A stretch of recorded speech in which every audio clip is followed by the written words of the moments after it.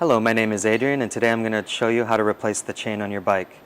Some of the reasons you want to do this is you want to extend the life of your gears and your entire drivetrain, of course. Also, you want to be safe. Some things you need to replace your chain are a chain checker, a chain tensioner, missing link pliers, a chain tool, a new missing link and a new chain, and a rag chain lube and a brush. So first thing we need to do is get the chain down to the smallest gear on the freewheel and the largest gear on the chain wheel up front. Switch down to the smallest gear on the back. Now this way we can work on it. First thing I want to do is to check the chain to see if it is stretched. We're going to use an easy chain checker for this. Just put it into a roller, and if it drops through like so, that means the chain is stretched. But we'll check another spot just to make sure, and it is. I'm going to do a little bit more detailed check using a digital chain checker.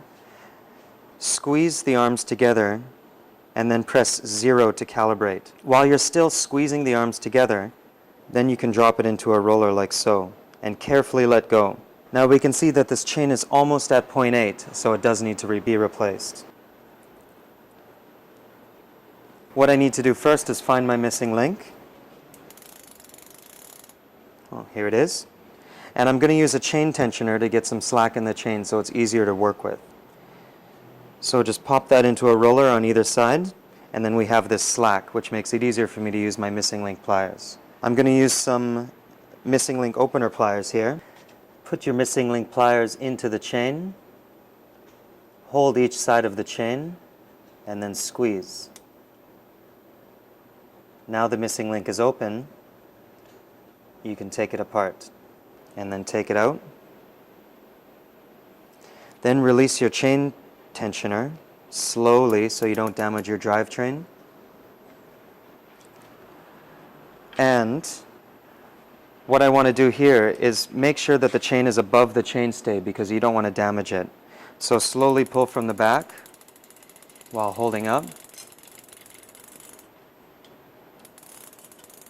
And our old chain is off. Now what I need to do is measure this against the new chain to see if there is anything that we need to cut off. So our new chain is longer than the old chain, which means we need to get rid of some of the links. Now that I've measured my old chain against my new chain, I can cut the new chain with a chain tool like this. The first thing you want to do is clear the handle from the cradle. Also, choose the setting where you can take the pin out and then loosen your locking nut. I've got my new chain here. Put it on the cradle like so. Tighten the locking nut. And then advance the handle, until you feel a little pressure. And then you can apply pressure to put the pin out. Now that your pin is pushed out, you can release your handle and release your locking nut, and then carefully take the chain out.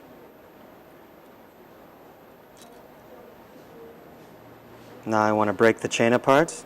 Just apply a little bit of pressure on opposite ways.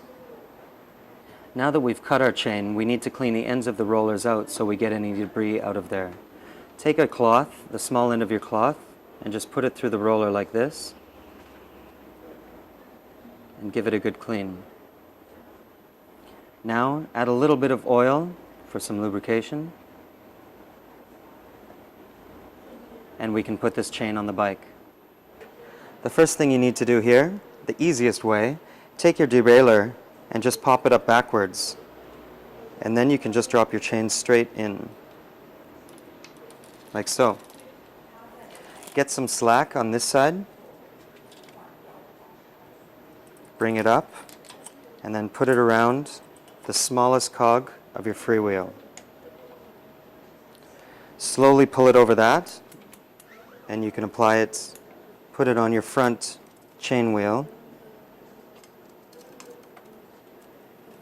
and then pull it through. Now you can see that I've left a little bit of slack here, so that'll give us enough room to pull it together. Always use a new missing link with your new chain for safety. Put the missing link into opposite sides of the chain, like so, and then apply pressure to each side. And then we can bring it together like so. Now make sure not to close your missing link, because we're going to do that with pliers to make it more safe. We have our closing pliers here. Put it into opposite sides of the missing link. Hold the missing link and squeeze. And you'll hear the click and you know it's closed. But give it a good shake just to make sure. Another way to close the missing link is to apply pedal power. What you want to do here is the missing link is closed but not locked. Hold the rear wheel and apply pressure to the pedal. And there we go. It's closed. Make sure for safety. Now that we've taken the bike from the stand, I'll show you another way to close the missing link using pedal power. Hold each side of the missing link, and then we're just going to give it a little force to close it. You can see that the missing link is closed, and check it for safety. And now you're ready to hit the road.